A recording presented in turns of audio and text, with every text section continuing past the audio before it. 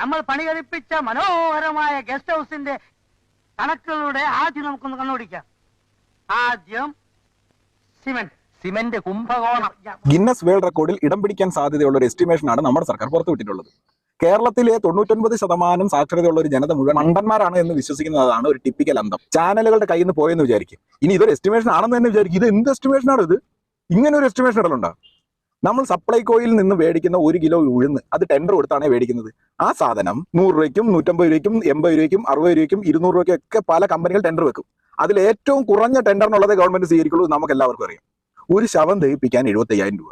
എത്ര ശവങ്ങൾ വിവിധ സന്നദ്ധ സംഘടനകൾ സംസ്കരിച്ചു? ഇതിനൊക്കെ എവിടെ പണം ചെലവായത്? ഇതൊക്കെ എന്തിനാ എസ്റ്റിമേഷൻ ഉൾപ്പെടുത്തുന്നത്? ഈ ശവസംസ്കാരത്തിന് വേണ്ടിയിട്ട് ഇവരുടെ DNA ടെസ്റ്റ്, ഇവരുടെ പോസ്റ്റ്മോർട്ടം ഇതെല്ലാം നടത്തിയിട്ടാണെങ്കിലും പോലും 75,000 രൂപ എന്ന് പറഞ്ഞൊരു കണക്കുണ്ടോ?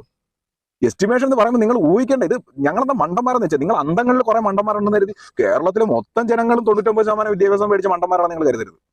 എത്രയോ പേര് വീട് വെച്ച് തരാന്ന് പറഞ്ഞു, എത്രയോ പേര് സ്ഥലം നൽകാന്ന് പറഞ്ഞു, എത്രയോ പേര് ദത്തെടുക്കാന്ന് പറഞ്ഞു. ഗവൺമെന്റ് ഇതുവരെ ഈ പറഞ്ഞ ആൾക്കാരെ വിളിച്ചു കൂട്ടി ഒരൊറ്റ മീറ്റിംഗ് നടത്തിയോ? ഒരു മീറ്റിംഗ്.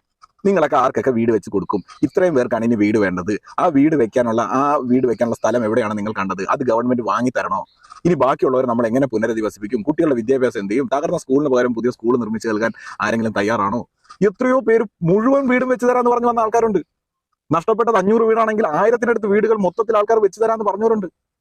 ഇതെല്ലാം ഇവരെ ആരുടെ ഒരു മീറ്റിംഗ് വിളിക്കാതെ കേന്ദ്ര സർക്കാരിനോട് 2000 കോടി, എസ്റ്റിമേഷൻ ഒരു 10-26 കോടി. ഇത് ആരെ പറ്റിക്കാനാണ്? നിങ്ങൾ ഈ സഖാക്കൾക്കുള്ളിലെ അന്തങ്ങളും മണ്ടന്മാരെയൊക്കെ പറ്റിച്ച് നിങ്ങൾ തിന്നോ? പ്രശ്നമില്ല.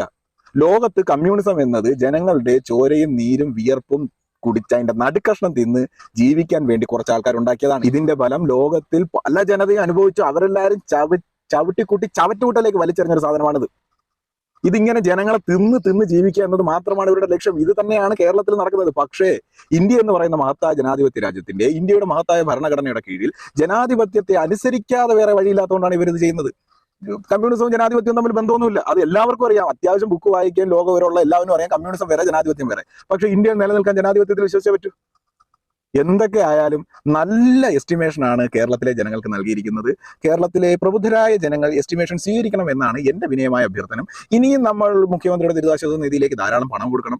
നമ്മൾ വീടുകൾ വെച്ച് നൽകണം. എസ്റ്റിമേഷൻ ഇട്ട് അവർ പൈസ മേടിച്ചോളൂ. നമ്മൾ വീട് വെച്ച് കൊടുക്കണം അല്ലേ? അതാണ് നല്ല കാര്യം. ഗിന്നസ് വേൾഡ് റെക്കോർഡിൽ ഇടം പിടിക്കാൻ സാധ്യതയുള്ള എസ്റ്റിമേഷൻ സമർപ്പിച്ച നമ്മുടെ സർക്കാരിന് അഭിവാദ്യങ്ങൾ.